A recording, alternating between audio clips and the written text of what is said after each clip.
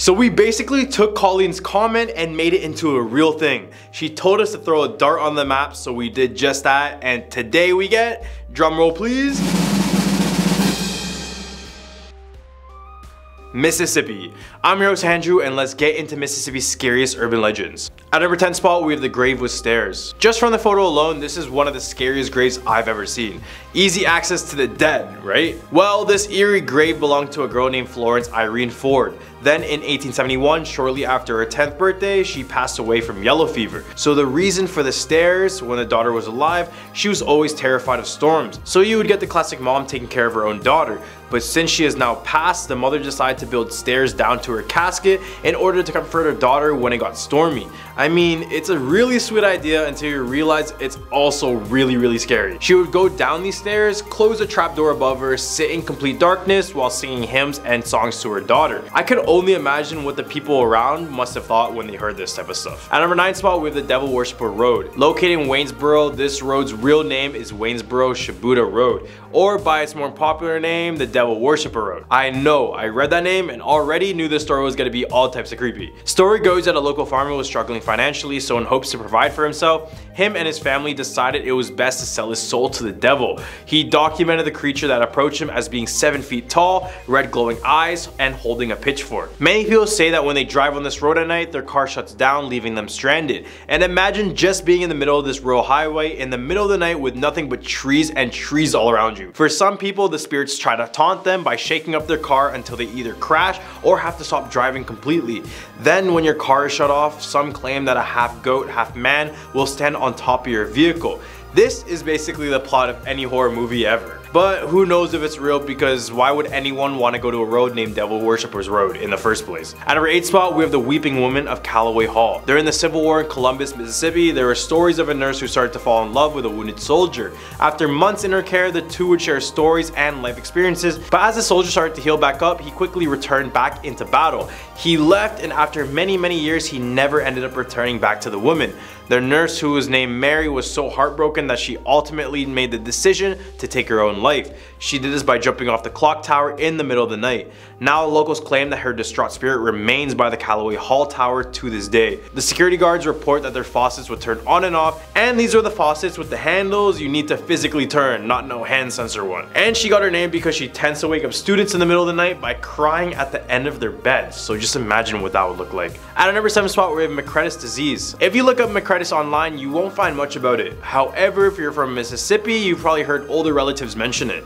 Men back in the day, and sometimes until now, would ingest large amounts of lead, which would make them secrete a chemical and would make the women around them descend into a homicidal rage. For example, women who were the friendliest and happiest would turn into irrational and erratic people. The story started in Europe when a man had an angry mob of women running after him after he ingested a good amount of lead. Finding he couldn't do anything about it, he jumped into the well below freezing river, and with no hesitation, all the girls jumped in and ended up drowning. Then it hit Mississippi when a large group of women became hostile and tried to kill every man in town. I don't know about you, but this is absolutely terrifying, but I'm gonna need more data for this. At number 6 spot, we have Goat Castle. In the August of 1932, Jane Surgic Muriel, better known as Jenny, was found murdered in her home. She had only purchased the home recently, but friends noticed that the moment she got it, she was showing very strange behavior. Many people consider that she was trying to live a hermit lifestyle. By the way, she only had visits from her cousin and suspected lover, Duncan. Shortly after, the two of them would start to have issues with their neighbor, Richard Dana and Octavia Dockery.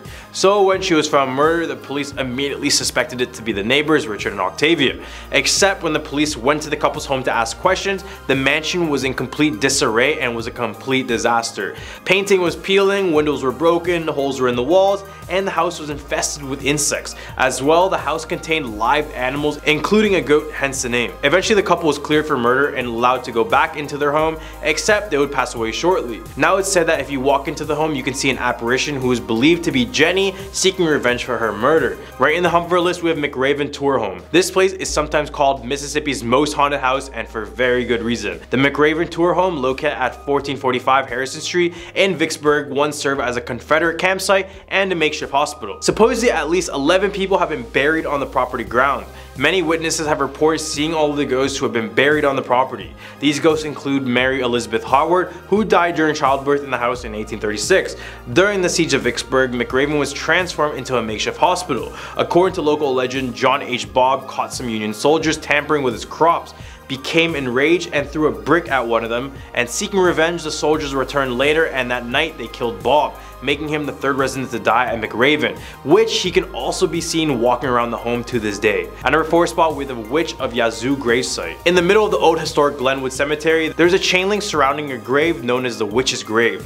According to local legend, a witch lived on the Yazoo River shoreline. This witch would lure in fishermen to tease and torture them for later. Eventually, the frequency of attacks increased and law enforcement was quickly involved. They eventually caught on to her ways and chased her through the swamps, where she half drowned in quicksand. As she sank down, she swore her revenge on Yazoo City and the townspeople, saying, quote, "In 20 years I will return and burn this town to the ground." No one thought of it at the time, and then came May 25th, 1904. The fire of 1904 destroyed more than 200 residents and nearly every business in Yazoo City, which is around 324 buildings in total. The witches' graves also has these chains around them, but apparently they need to be replaced constantly since they continue to be broken off.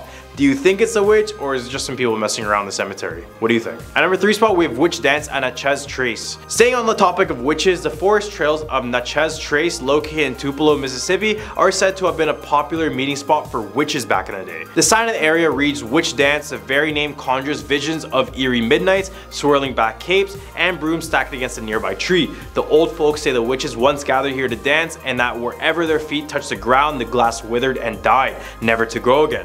Impossible? Maybe so, but look around. Look for a hidden spot where no grass grows. So basically, when you see dead grass, witches are said to have danced there, and some of these barren or scorched spots of the ground can still be seen to this day. At number 2 spot, we have the Chateau Monster. This is basically Mississippi's Bigfoot. So according to the Pike County legend, a circus train was going down the old Illinois Central Railroad, and in a sudden turn of events, it derailed in the swamps near Chateau. Except this circus was not like any regular circus. It apparently had many strange critters and creatures on board, one of them being a half man, half ape hybrid, which appeared as a large hairy creature. This creature was very hostile and would attack any person or animal that got too close. So a search party was quickly put together to capture this beast, but they left empty-handed and the monster was never seen again. At number 1 spot, we have Robert Johnson and the Crossroads. This is probably the most original story that related crossroads with selling your soul to the devil. So there's that. So for those who don't know the legend, Robert Johnson was a semi-lackluster guitar player until he decided to journey to the crossroads of Highway 49 and 61 in Clarksdale. This is where he famously made a deal with the devil, where he would sell his soul in exchange for a formidable technique and mastery of the blues. His style did a complete 180, and his style took over jazz with its unique flair. Legend has that 3 of his most hauntingly desperate recordings, Crossroad Blues, Hellhounds on My Trail, and Me and the Devil Blues, are a trilogy of his deal with the devil. And guess how old he is when he died? Yup, 27 years old. Well, these are the top 10 Mississippi scary urban legends. I'm your host Andrew, and get ready because we're gonna throw another dart on this map and see what state we get next. Peace out.